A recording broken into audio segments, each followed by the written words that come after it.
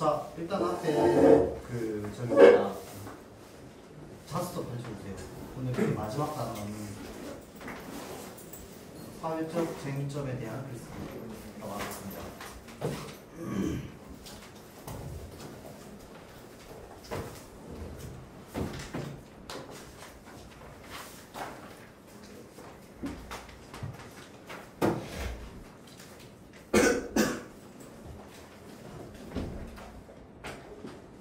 자, 요 글쓰기 단원도 중학생 때부터 우리가 계속 해왔던 건데요.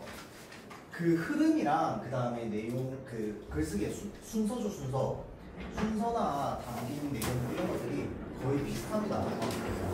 그냥 거기에서 조금만 말만 어려워지고 그 다음에 내용만 복잡해질 뿐입니다.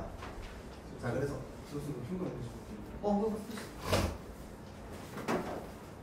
자, 그래서 쟁점이라고 하는 게 뭐였습니까, 여러분들? 쟁점 보통 이제 그 토론할 때 많이 나오는데 의견이 찬성 반대 이쪽으로 양쪽으로 갈리는 거 있죠. 그러니까 꼭 찬성 반대가 아니더라도 이제 어떤 부류의 사람들은 이쪽, 어떤 부류의 사람들은 저쪽, 이렇게 양쪽으로 갈리는 부분입니다. 그러니까 사람들의 의견이 양쪽으로 갈리는 부분들을 쟁점이라고 하는데, 그것 중에서 사회적이다라고 하는 건 뭐야? 그러니까 말 그대로 이제 뭐 정치 문제든 사회 문제든 경제 문제든 우리가 살고 있는 이 사회 속에서 생겨난 어떤 이제 질문 또는 문제점인데, 그것에 대한 견해가 양쪽으로 다른 부분이 바로 이제 사회적 쟁점이겠죠. 자, 그래서 이 사회적 쟁점에 대해서 글을 쓴다라고 하는 건 결국 글의 갈래가 반드시 뭐라는 걸까요? 논설문이라는 겁니다. 왜 그러냐면 논설문이라고 하는 게 뭡니까? 설득하는 글입니다. 논설 뭔데? 논리적으로 설득하는 글입니다. 자, 그래서 우리가 흔히 이제 논설문이라고 하면은 이제 뭐 주장 근거 뭐 이렇게 해가지고 얘기하잖아, 그렇지? 자, 그래서 그 여러분들 요 논증 단원 했었죠? 자, 그래서 논증 구조 해가지고 왜 주장 나오고 그 다음에 이유 나오고 근거 나오고 그 다음에 예상반론 나오고 반박하는 그런 글들이 바로 이제 요런 종류의 글들이었죠. 논증이 필요한 글입니다. 자, 그래서 그러한 글을 그러면 어떤 방식으로 어떤 순서로 쓰게 되는가 라고 하는 부분에 대한 내용이 이제 요 단원이에요. 그래서 원래 보통 다른 교과서는 그 논증하는 단원이랑 요 단원이랑 같은 대단원으로 묶여 있는데 너네는 따로 돼 있어요. 그래서 난 솔직히 좀 이상하긴 한데 이따 보겠습니다. 자, 글 쓰는 과정부터 살펴볼 거예요. 334페이지. 글 쓰는 과정입니다. 자, 전체적인 큰 흐름으로 따지면은 뭐 설명문이든 논설문이든 글쓰기 과정은 거의 비슷합니다. 일단은 대략적으로 처음에는 이제 계획하기 단계가 있죠. 물론 여기 단원에 나와 있는 표현은 다른데 전체적인 흐름은 무슨 종류의 글이 나오건 다 비슷하기 때문에 얘기하는 거예요. 자, 그럼 계획하기 단계에서 주로 정하는 것이 바로 뭐냐? 쓰기 맥락이라고 하는 것이 있습니다.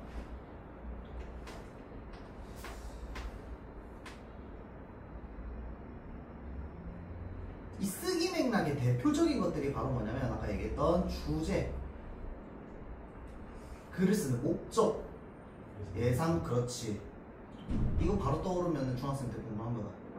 예상 독자 공부 제대로 한 거죠. 매체까지 4개를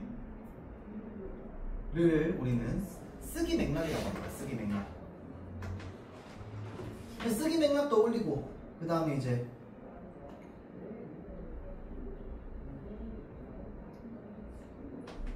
자료 또는 뭐 글감 다 같은 말입니다. 주제가 정해졌으니까. 또는 논설문이라면 근거 마련하기 이런 것들이 나오겠죠.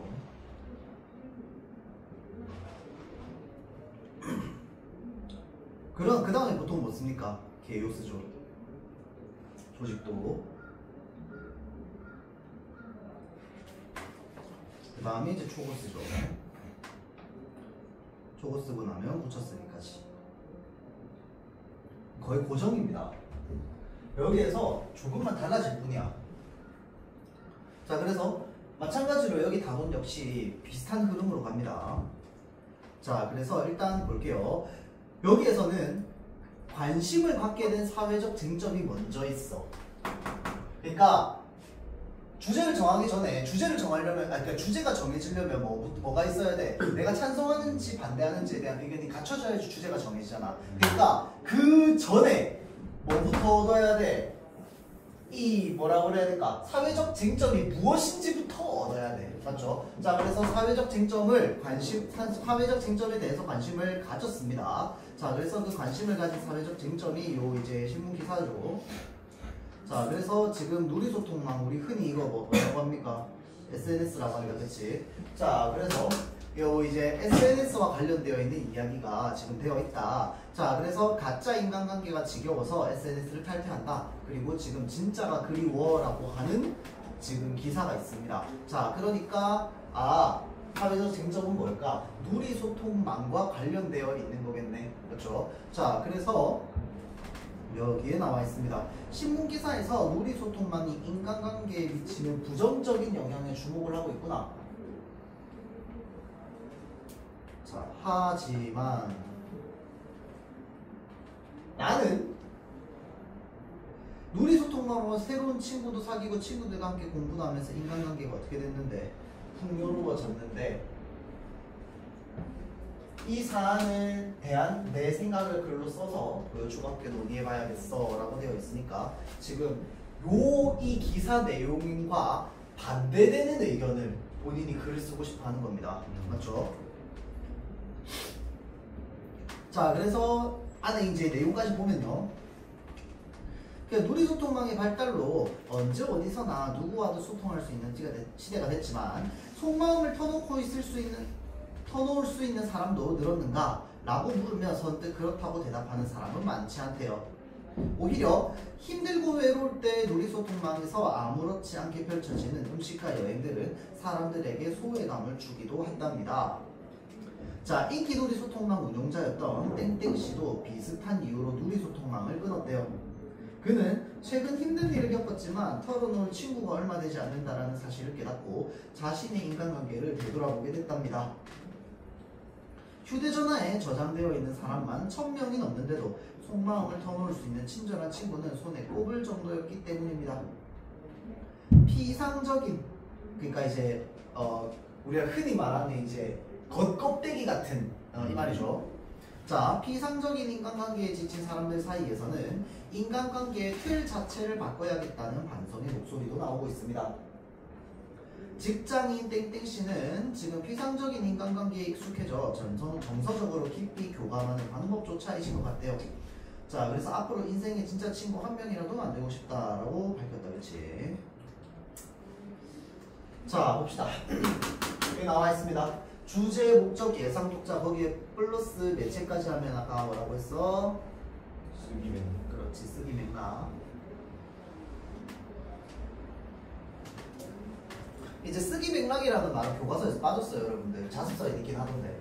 그래서 그 전 교육과정까지는 막 이렇게 들어와 있었거든, 이 단어가. 근데 이 단어는 그냥 생각해놓으면 좋은 게 딱 생각하는 순간 네 개가 그냥 하나에 다 묶인다고 생각하면 됩니다. 알겠죠? 왜냐면 얘네 따로 놓을 필요가 없잖아. 그래서 그냥 묶어준다 정도로만 생각하면 되고 이 단어를 굳이 외울 필요는 없습니다. 자, 그래서 주제, 목적, 예상, 독자, 매체 지금 이제 정했습니다. 자, 일단 첫 번째 뭔데요? 누리소통만 인간 관계를 풍요롭게 한다. 이 기사 내용과 반대되는 내용입니다. 맞죠? 자, 다음 두 번째. 논설문 항상 목적 똑같습니다. 설득입니다. 맞죠? 설득, 논설, 논리적으로 설득. 자, 그 다음 예상 독자, 누리소통망을 자주 이용하는 누구? 지금 학급 친구들이라고 되어 있네요. 자, 그러면은 근거 마련할 때 누가 관심을 가질 만한 내용으로 해야겠어. 나와 같은 10대 친구들이 관심을 가질 만한 내용으로 근거를 마련해야겠죠. 자, 그래서 근거 마련했습니다. 자, 볼게요. 자, 수집한 자료입니다. 그래서 근거 마련하기, 자료 수집하기 똑같은 말이야. 맞죠? 자, 그래서 자료 수집했습니다. 자, 전문 서적 찾았고요. 매체. 자, 그 다음 누리소통망을 이론적인 관점에서 정의한 대표적인 학자 보이드 에리슨이 2008년에 발표한 연구에 따르면 누리소통망을 개인의 정보를 바탕으로 타인과 연결을 도모하여 이러한 연결망을 아우르는 웹 기반의 서비스로 규정하였다라고 되어 있습니다. 자, 그래서 지금 여기에서 연결망을 아우르는 거다. 타인과의 연결을 한다. 라고 되어 있죠. 근데 개인적으로 여담을 얘기하자면 2008년에는 SNS라는 게 없었는데 없었다기보다는 있었어요. 여러분들 혹시 트위터 압니까? 트위터가 진짜 여러분들 몇 년생이죠? 뭐라고? 2009년생 맞네. 트위터가 여러분들 태어나기 전이네. 트위터는 진짜 오래됐습니다 여러분들. 트위터는 진짜 오래됐어요. 그래서 이때 트위터는 있었어. 트위터는 있었는데 미국에서만 쓰는 약간 이제 핫해지고 있는 거였습니다. 트위터, 페이스북이. 근데 그때 당시에 이제 그 트위터랑 페이스북이 한참 핫해질 때 우리나라는 뭐 하고 있었냐면 그 싸이월드 하고 있었어요. 그래가지고 오히려 우리나라에 좀 늦게 유행했습니다. 왜냐면은 그때 당시엔 싸이월드 완전 그냥 꽉 잡고 있었거든. 그 이제 이런 그때는 SNS라기보다 메신저였어요. 그게 싸이월드가 메신저 프로그램이랑 연결이 돼 있었거든. 그 네이트온이라고 해서. 그래서 그걸로 채팅하고 그룹 채팅 열고 그 다음에 이제 쪽지 보내고 막 이런 것들이 가능했어요. 그래서 그런 것들이 있다 보니까 오히려 우리나라에 좀 늦게 들어갔어요. 그래서 아마 이게 이제 완전 초반이겠죠. 2008년이면 트위터 생긴 지 얼마 안 됐을 때일 겁니다. 그러니까 내 기억에 나도 내가 살면서 아이폰이라는 거를 처음 들어봤던 게 2010년이었거든. 이때는 아이폰 전에 아이팟이라고 하는 게 있었어요. 그러니까 이제 핸드폰 기능은 없고 나머지 스마트폰 기능처럼 쓸 수 있는 게 있었어요. 그게 이제 아이팟이라고 했거든요. 그래서 그게 한참 이제 떠가지고 이제 야, 이 애플 도대체 무슨 회사냐 약간 이러던 시절이었을 겁니다. 그러니까 아마 이제 이런 SNS와 관련된 좀 뭐라 그래야 될까 긍정적인 입장들이 좀 많이 나오던 시기였겠죠. 그래서 그 자료를 지금 들고 온 거 같네요. 갑자기 연도 보니까 생각나네. 자, 하여튼 그래서 누리소통망은 지금 이 사람이 가져온 자료를 바탕으로 보자면 누리소통망은 사람과 사람을 연결해주는 서비스로서 가치가 있구나라는 자료를 일단 찾았습니다. 그래서 도입 부분에 이러한 가치를 밝혀야겠어. 자, 다음 누리소통망 이용률이 증가하고 있다는 것을 나타내는 자료이긴 하지만 이미 많은 사람들이 누리소통망을 사용하고 있으니 굳이 뭐라고 되어 있습니까? 지금 인용하지 않아도 될 것 같아 라고 되어 있는데 이게 뭐냐면 이용률 추이를 말합니다. 추이라고 하는 건 뭐냐면요 변화폭을 말합니다.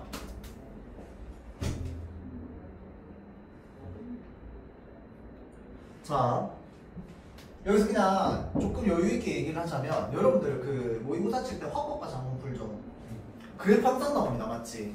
거기에 추이라고 되어 있으면은 뭘 찾아야 되냐면 얘랑 얘 사이에 그 뭐라 해야 되나 얘랑 얘랑 이제 빼는 거야. 얘랑 얘랑 빼는 겁니다. 무슨 말인지 알겠죠? 그래서 이 그 뺀 값 있죠? 차이 그거 보라는 겁니다. 추이라고 하는 건 알겠죠? 자, 여하튼 자 지금 최근 3년간 이제 누리소통망 이용률 추이 변화에 대해서 나타내려고 하는데 사실 SNS 안 쓰는 사람이 어딨어? 왜냐면 카카오톡도 SNS거든요. 따지고 보면 그렇기 때문에 안 쓰는 사람은 없습니다. 자, 다음 소셜 다이닝에 대한 이야기. 자, 소셜 다이닝이란 누리소통망에서 관심사가 비슷한 사람들끼리 만나서 식사를 즐기며 인간관계를 맺는 문화를 뜻하는 말로 국내에서는 1인 가구 증가와 맞물려서 약 5년 전부터 유행하기 시작했다. 자, 특히 바쁜 일정에 쫓겨 가족과 함께 식사하지 못하는 사람들이나 혼자 즉석식품으로 끼니를 때우는 사람들이 건강한 식생활이라는 관심사를 공유하면서 인기를 끌었다라고 되어 있네요. 여러분들은 경험하기 좀 쉽지 않겠죠. 그 서울 가서 해보면 서울은 굉장히 많이 이런 것들이 많습니다. 모임도 많고. 왜냐면 서울은 이제 이민자의 도시거든. 서울 본토 사람은 거의 없습니다. 맞죠? 본인의 부모와 할아버지 때만 딱 넘어가더라도 지금 서울이 본토인 사람은 10%도 안 되죠. 다 이민자들이 온 도시이기 때문에 다 외롭고 다 그 자신의 어떤 뭐라 해야 될까 이 혈연이 많이 없습니다. 그래서 대부분 이런 것들이 좀 많이 있죠. 그래서 개인적으로 내가 알고 있는 그 서울에 살고 있는 지인들도 아무래도 이제 부산에 살다가 이제 올라가게 되면 친구들이 많이 없잖아. 그러다 보니까 이런 것도 좀 많죠. 그리고 서울은 워낙 넓어서요. 같은 서울이라고 하더라도 비슷한 근처에 있는 사람들 아니면 만나기 힘듭니다. 서울 여기 있으면 여기서부터 여기까지 가는데 지하철 타면 2시간 걸려요. 못 만납니다. 그래도 지하철 바로 가는 거예요. 이렇게 돼 있어가지고 못 만나요. 그래서 이제 한 요 구쯤 이렇게 사는 사람들. 근데 이제 서울은 왜 이게 가능하냐면, 그러니까 우리 왜 부산 하면은 그냥 제일 큰 그게 이제 서면이잖아, 그치? 근데 서면 딱 가면 이제 빌딩들이랑 건물 이렇게 쫙 있고 번화가 이런 느낌이 있잖아. 서울은요, 각 구별로 부산에 있는 서면이 있다고 보면 됩니다. 그러니까 자기 구를 안 벗어나요, 잘.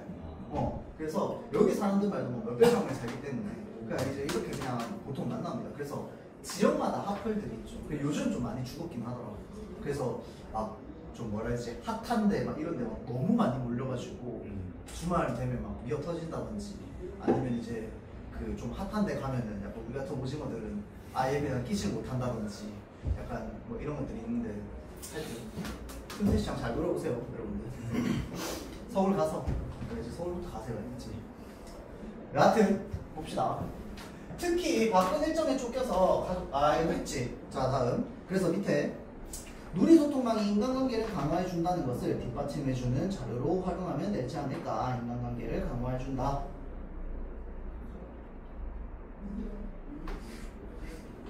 자, 그래서 전문가 자신의 글에 쓴 각 자료를 어떻게 정리할지라고 해가지고 지금 필요한 것들, 그 다음에 필요한 것뿐만 아니라 어디에 써야 할지, 도입 부분, 그 다음에 이제 의견을 뒷받침해주는 부분, 그리고 필요 없는 자료까지 봤죠. 자, 그리고 나서 개요 작성했습니다. 개요. 자, 개요 작성하면서 중간에 수정이 필요한 부분을 점검하고요. 우리가 보통 글의 순서를 짠다라고 할 때 순서를 짜는 그 타이밍이 바로 요 개요 짤 때입니다. 맞죠? 자, 그래서 이제 개요 짜고 나면은 지금 뭐 예를 들어서 이제 관련성이 떨어지는 주제 같은 경우에 빼기도 하고, 또는 이제 순서를 왔다 갔다 바꾸기도 하죠. 자, 그래서 지금 여기에 있는 개요 다음 살펴봐야 되는 게, 누리소통망은 인간관계를 풍요롭게 한다 라고 하는 주제를 바탕으로 서론에는 누리소통망이 인간관계에 미치는 영향에 대해서 얘기하는데, 아까 쓰고자 했던 자료 하나 있었다, 그치? 2008년 자료. 자, 다음 폭넓은 인간관계를 형성해주는 누리소통망에서 폭넓은 인간관계. 자, 그 다음 인간관계를 강화해주는 누리소통망에 대해서 이야기를 할 거다. 자, 그리고 나서 현대사회에서 정서적 고립감을 해결하는 방법이라고 되어 있습니다. 주제와 맞지 않는다, 그렇죠?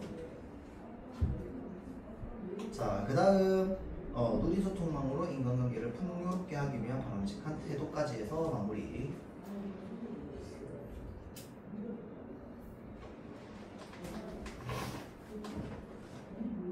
자, 그리고 여기까지 딱 보고 나서 옆에 자료실 보세요. 발표.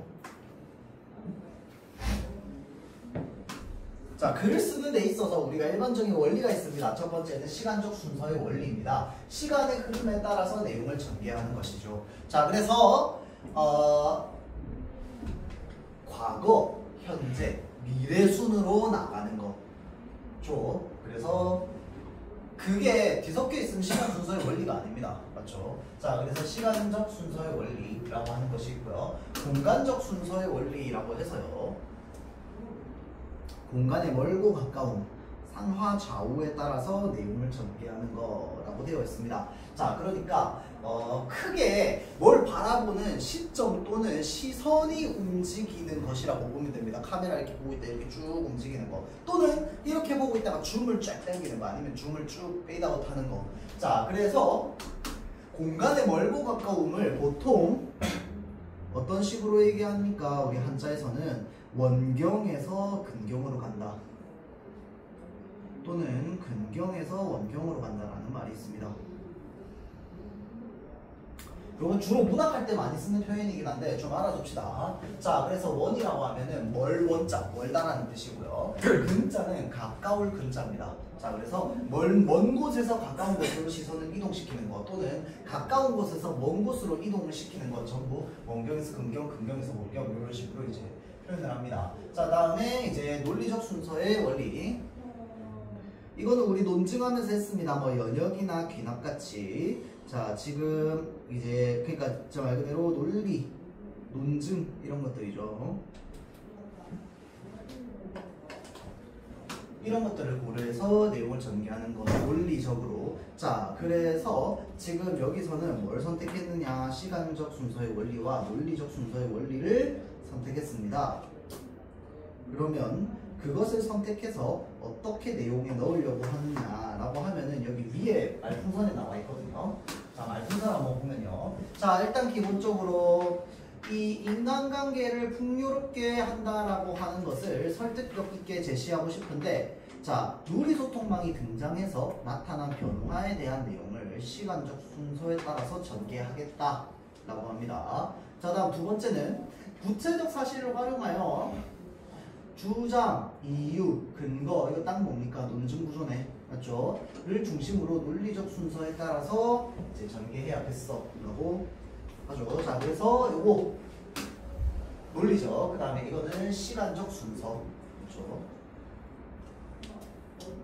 자, 그래서 여기에 이제 초고스였습니다. 자, 볼게요.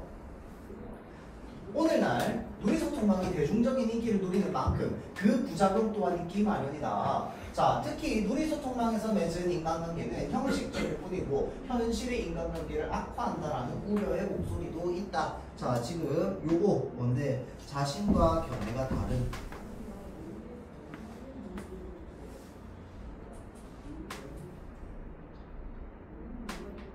의견입니다.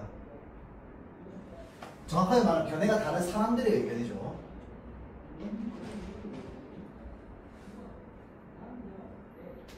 자신과는 좀 그렇다. 글쓴이와 라고 하면 더 낫겠네요. 글쓴이와.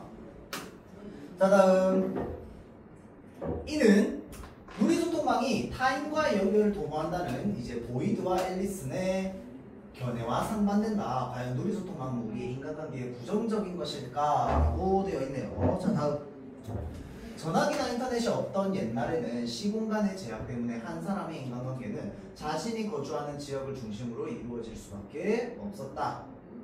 물론 20세기에 전화기가 본격적으로 보급되면서 시공간적 한계를 어느 정도 극복할 수 있었지만 그 역시 전화번호를 알고 있는 사람에 한정될 뿐이었습니다. 하지만 21세기 누리소통망의 등장으로 시공간의 한계를 뛰어넘어 인간관계의 폭을 넓힐 수 있게 되었다. 아까 인간관계의 폭을 넓힌다라는 거 그 개요에 나와 있었죠. 자, 다음 우리는 누리소통망으로 지구 반대편에 있는 사람들뿐만 아니라 만나기 어려운 연예인이나 기업의 대표와도 소통할 수 있게 되었다. 이처럼 누리소통망은 우리의 인간관계의 폭을 넓혀준다. 자, 다음 한편 누리소통망에서 맺은 인간관계는 단순히 온라인에서의 일시적이거나 형식적인 관계로만 그치지 않는다. 자, 최근 유행하고 있는 소셜 다이닝 문화라고 해서 자, 지금 예시 나와 있습니다.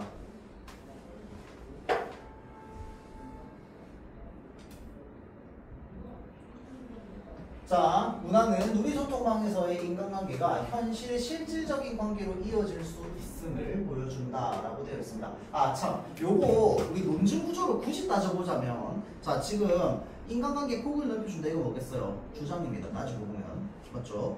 자, 그리고 요거 그치지 않는다 의견입니다. 이유.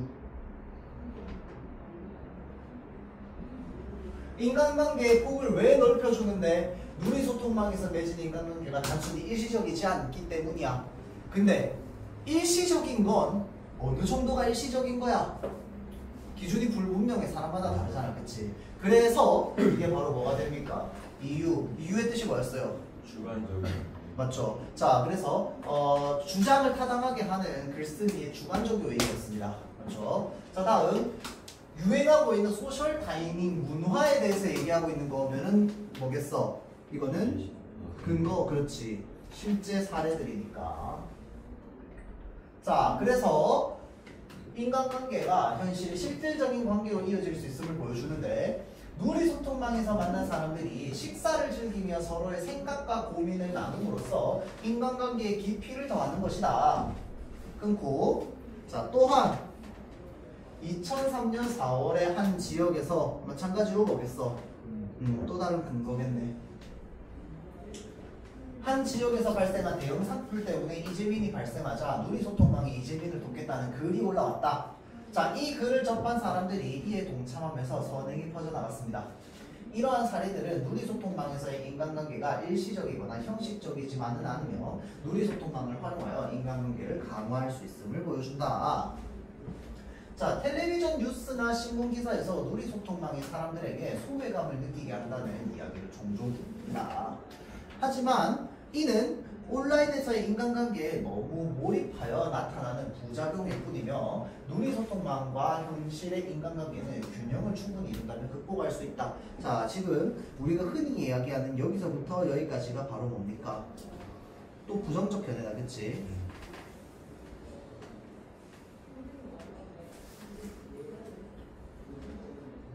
자, 그래서 부정적 견해에 대해서 또 부정어법주의 글은 부작용일 뿐이며 사용자 스스로 누리소통망을 균형감 있게 활용한다면 더 나은 인간관계, 더 풍요로운 인간관계를 형성할 수 있을 것이다 라고 해서 마무리가 되어 있습니다. 자, 그래서 요거 일단은 간단하게 보면 요게 바로 뭡니까? 논리적 순서에 따른 전개죠.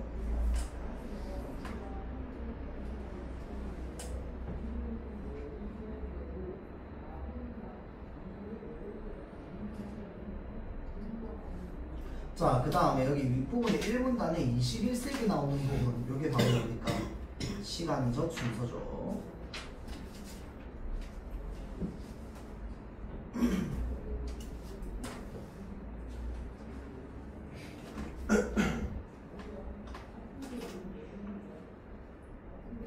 자, 그래서 여기까지. 요거 생각만 해놓고 있읍시다. 예상 독자를 구체적으로 설정하는 활동이 어떤 활동이 있느냐 라고 했을 때 이제 그냥 예상 독자는 나와 견해가 다른 사람이다. 그 다음에 이제 뭐 같은 사람이다. 그 다음 해당 쟁점에 대한 관심이 있는 사람이다 없는 사람이다에 따라서 달라지겠지. 맞죠? 자, 예를 들어서 쟁점에 대한 관심이 없는 사람이라면 이제 정의와 개념을 많이 풀어서 이야기를 해주겠죠. 맞죠? 만약에 다른 사람이라면 어떻게 이야기하겠어? 나와 견해가 다른 사람이 가질 만한 생각에 대해서 예상 반론에 대해서 반박을 많이 쓰겠죠. 그런 것들입니다. 자, 그래서 여기까지 하고 지금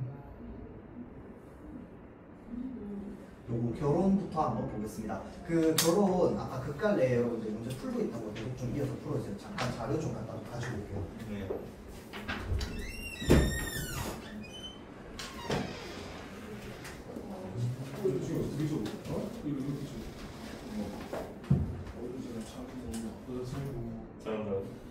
나 어제도 드라마 나가지고 하이스쿨에 히어로즈 하이스쿨인가 이거 오늘 봐야 돼. 인지에서 그거 나와가지고 얘네들 로브 내고서 2시까지 하고 그거 보고 4시나 이 연구단이 이 거기 그래가지고 자고 일어나서 나가는데 몇 시에 일어났는데? 어? 몇 시에 일어났는데? 8시에 일어나서 pit발 딱 봤어. 일단 안 닦아가지고 계속 pit발 닦고 이 얼굴도 안 닦아 이렇게 보는 거 아니야. 네? pit발 자주 안 하는데 또 이러네.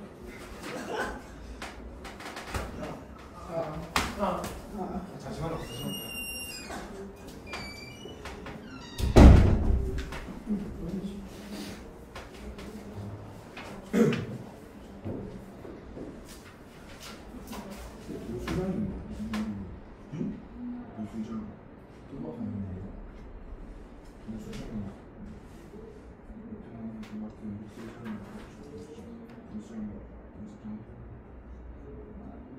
아, 농무야?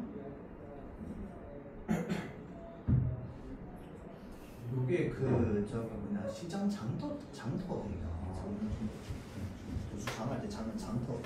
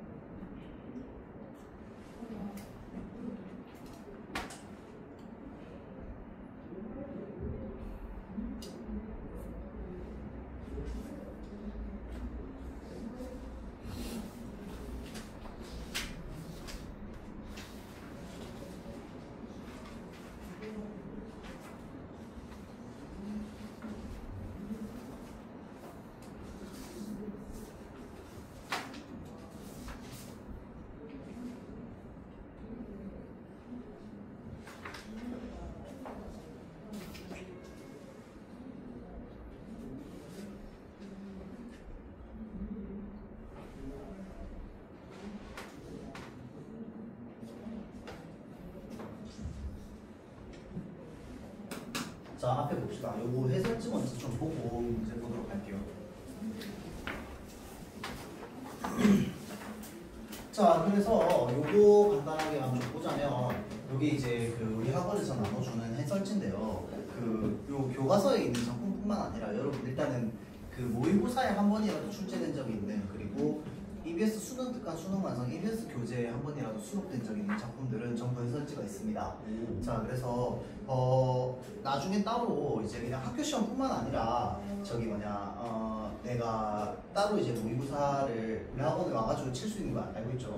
그래서 와서 이제 치거나 할 때 내가 그냥 문제 풀고 내가 몇 점 나왔는지 체크만 하고 끝내면은 그게 사실 그 모의고사 공부한 거 아닙니다. 알겠죠? 그냥 경험한 거야. 그거는 그냥 경험한 거고, 이제 공부가 되려면은 내가 이제 맞은 문제랑 틀린 문제를 다시 그 복기를 해야 됩니다. 뭐 게임을 하든 뭐 바둑을 하든 내가 하고 나면은 이기든 지든 내가 전에 했던 것들을 다시 떠올려 봐야 되잖아.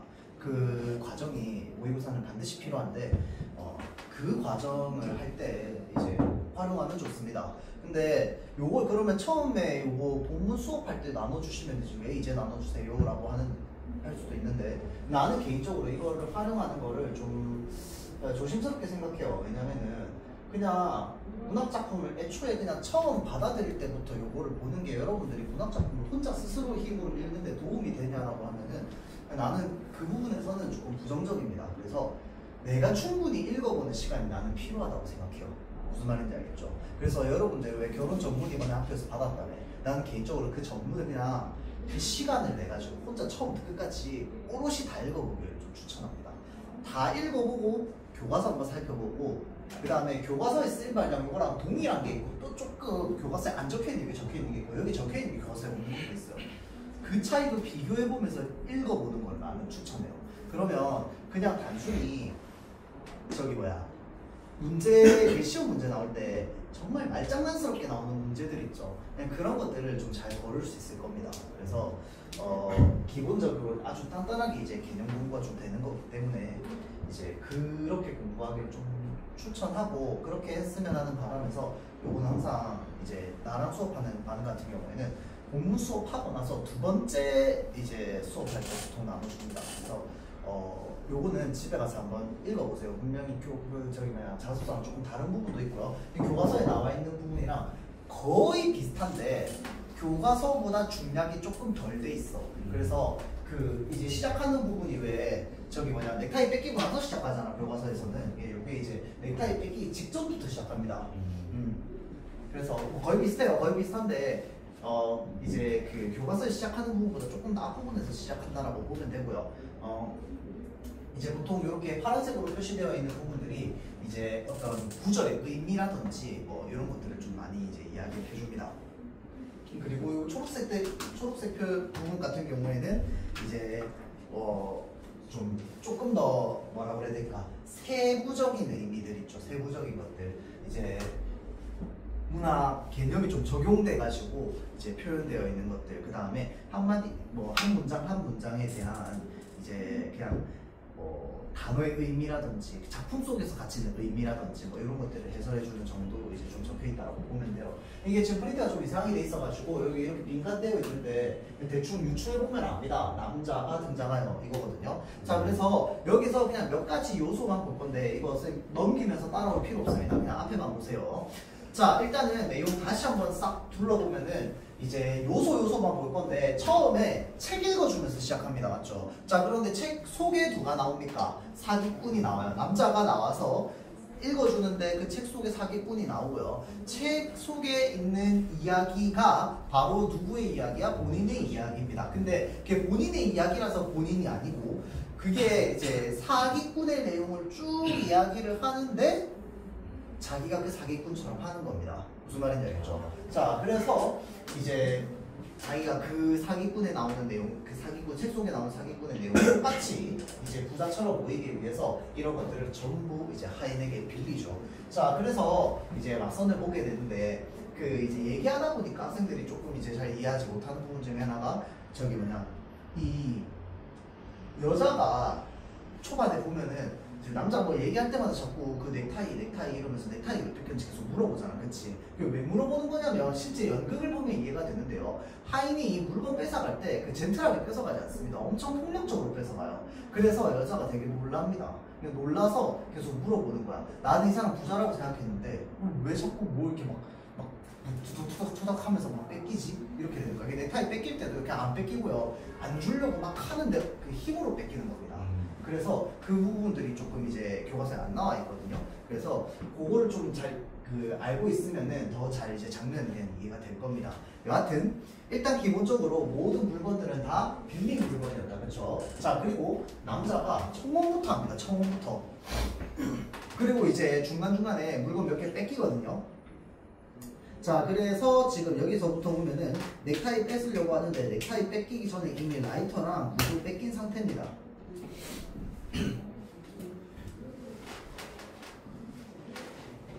자 그리고 회수하는데 어떻게 회수하냐면요 기계적으로 회수합니다. 이게 무슨 말이냐면요 하인은 아무 감정이 없습니다. 그러니까 예를 들어서 지금 시간이 다 돼서 이제 자기 물건 되돌려 받으러 갔는데 남자가 안 주잖아. 넥타이 안 주려고 안 뺏기려고 하는데 뺏긴 거잖아. 맞지? 근데 그게 하인이 내 거 안 돌려준다고 열받아서 하는 거 아닙니다. 그냥 기계적으로 하는 거야. 왜냐면 너 빌려갔지 시간이 되면 돌려내야 돼 라고 하는 그것을 보여주기 위해서. 무슨 말인지 알겠죠? 그러니까 그게 하나의 장치야. 그렇기 때문에 하인이 화를 내지도 않고요. 그 표정상으로도 그런 것들이 좀 있습니다.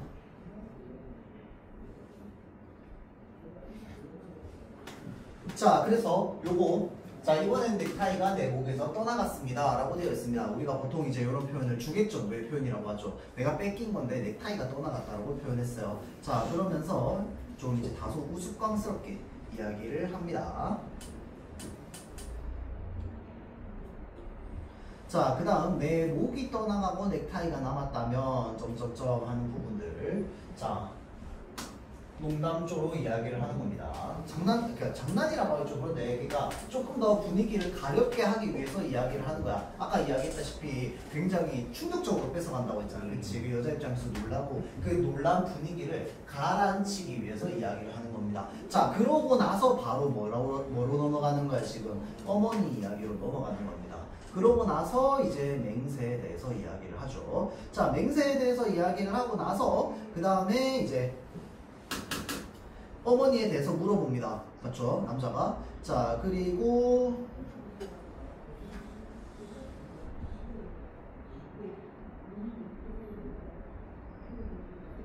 어머니 성품 물어보는 거.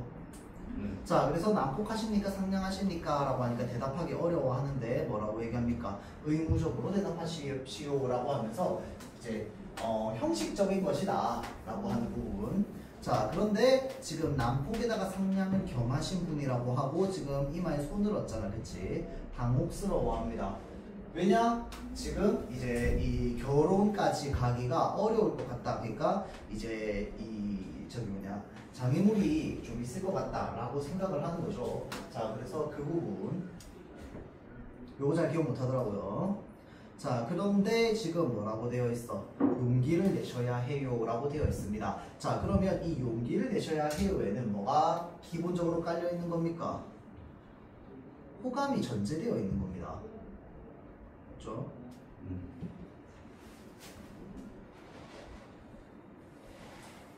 자, 그 다음 덤에 대한 이야기 합니다. 자, 그래서 요거까지 나가는 거는 이제 교과서에 없어가지고 요거 나가기 전까지 일단은 이 덤이라고 하는 별명이 생기게 된 이제 계기부터 이제 생각을 해보자면 이제 사실 사람을 물건처럼 얘기하는 표현이긴 하지만 이제 이 여자의 말을 빌리자면 뭐라고 표현합니까?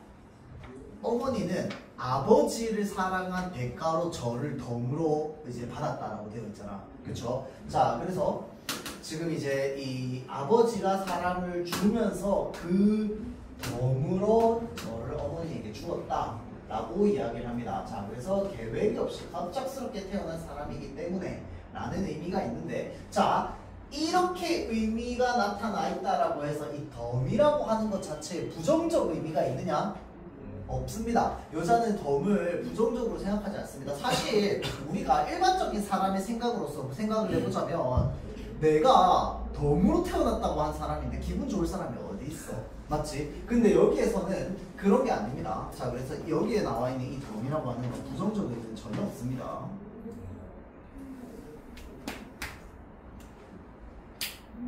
그래서 지금 보면 말하자면 뭐라고 얘기했어? 뺑소니를 치신 거죠 라고 얘기합니다. 아버지는. 왜냐면 이제 내가 태어나니까 달아나셨단 말이야. 맞죠? 알고 보니 사기꾼이었고 어머니에게 많이 보여줬던 많은 재산은 다 잠시 빌렸던 거다 라고 이야기를 하면서, 자, 여기에서 지금 우리가 생각할 수 있는 부분, 아버지랑 남자가 공통점이 있다라는 거 첫 번째. 자, 다음 두 번째, 여자의 어머니가 재산에 집착하게 된 이유 알 수 있는 부분. 맞죠? 자, 그 다음에 이 덤이라고 하는 게 사실 크게 보면 두 가지 의미가 있습니다. 일단 첫 번째는 뭐냐면요, 그냥 이제 자신의 존재, 그러니까 여자가 자신의 존재를 이제 계획하지 않았는데 태어나게 된 이제 그런 존재로서 이야기하는 덤, 더 얹어진. 그런데 거기에 플러스 주제의식까지 넘어가자면 소유에 대한 관점을 이야기하는데도 이제 이 덤이 이제 좀 활용이 됩니다. 자, 세상에 있는 모든 소유는 잠시 빌린 것이라고 하는 인식이 있기 때문에 뭘 가지면 그것은 전부 뭐라는 거야? 덤이라는 거야. 무슨 말인지 알겠죠?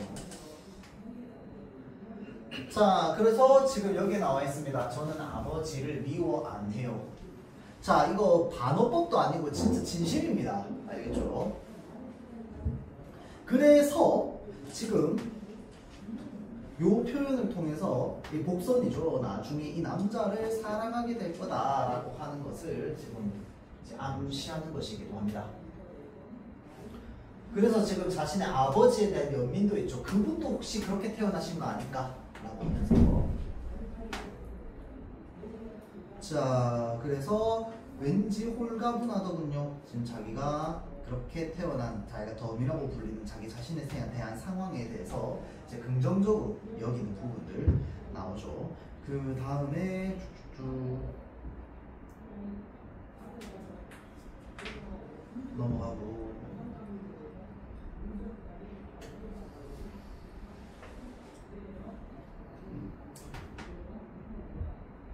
요 광백 부분 노래 부르죠. 자, 넥타이 돌려드리고 나서 지금 이제 여자한테는 얘기를 못합니다. 그렇죠? 여자한테는 얘기를 못하고 그 자기에게 넥타이를 빌려준 관객에게 내려가지고 여자에게 사랑을, 그러니까 여자에 대한 마음을 고백하는 거죠. 지금 여기서 노래로. 자, 그래서 거기서 뭘 하시오? 라고 하니까 더욱 난 당신을 사랑해 라고 하면서 혼자서 계속 이야기를 하니까 자, 지금 남자는 관객석에 내려가 있고 여자가 무대 위에 있다가 관객석으로 내려오는 겁니다. 왜냐면 지금 여자 입장에서는 저 소리가 안 들리기 때문에 방백이니까 자, 내려와가지고 뭘 하는지를 물어보는 거죠. 그러니까 지금 내 재산이 얼마쯤 될까 그걸 생각하고 있었습니다. 바로 거짓말이죠. 앞에서 넥타이 안 뺏기려고 막 저항했잖아요. 저 때는 그냥 시간 되면 바로 줬어요.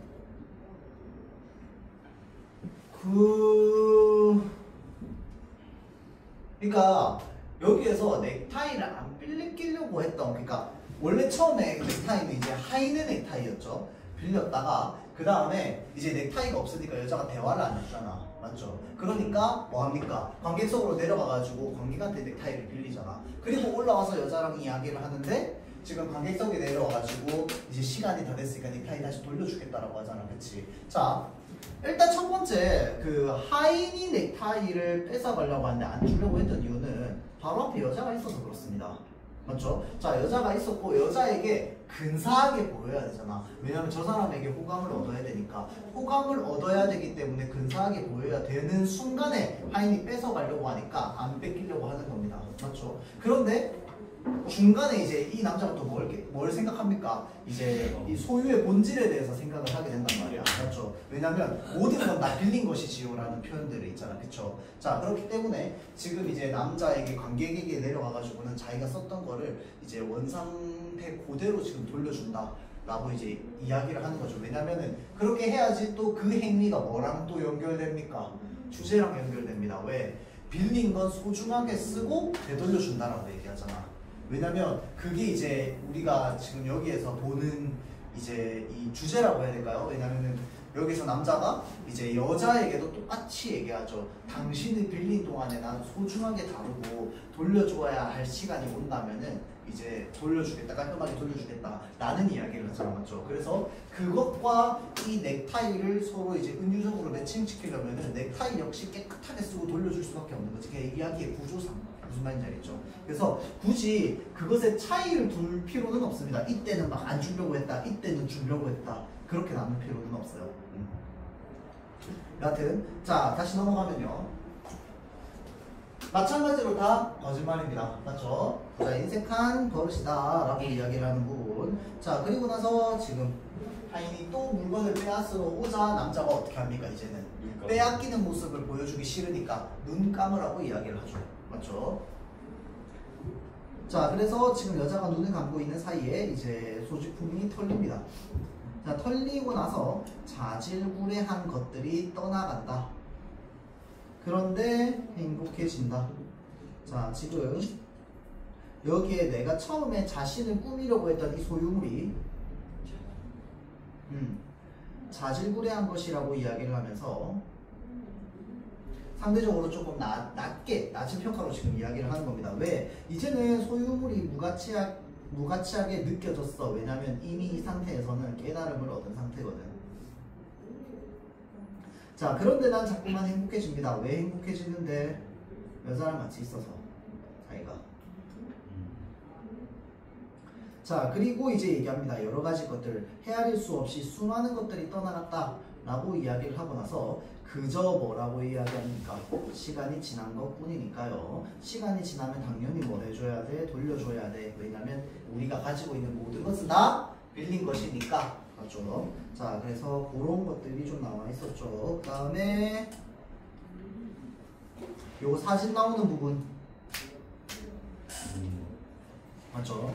자, 그래서 이 사진을 통해서 이야기하고자 하는 건 뭐였는데 젊음에 대해서 이야기를 하고 있었습니다. 자, 이 젊음이라고 하는 것이 뭐랑 비슷하다? 소유물이랑 비슷하다. 왜? 시간이 지나고 나면은 돌려주거나 이제 더 이상 사라지게 되는 것들이기 때문에. 맞죠? 자, 그래서 요 사진과 젊음 관련해 가지고 이제 뒷부분에 나오는 건데 이제 여자가 남자가 사기꾼인 걸 알았습니다. 맞죠? 사기꾼인 걸 알고 나서 여자가 남자를 버리고 떠나려고 했는데 떠났어? 못 떠났어? 못 떠났어. 그래서 이제 남자가 여자한테 이제 덤이라고 이렇게 딱 부르니까 여자가 떠나가려고 하다가 멈칫하잖아. 맞죠? 자, 그러면서 이제 그 고민합니다. 아, 엄마한테 얘기해야 된다. 엄마한테 뭐라고 얘기하지? 라는 식으로 이제 이야기를 하죠. 그러니까 남자가 어떻게 합니까? 이 사진 3장을 들고 가서 어머니께 보여드립시다 라고 얘기하는 부분이 있습니다. 맞죠? 자, 그래서 뒤로 쭉 넘어가서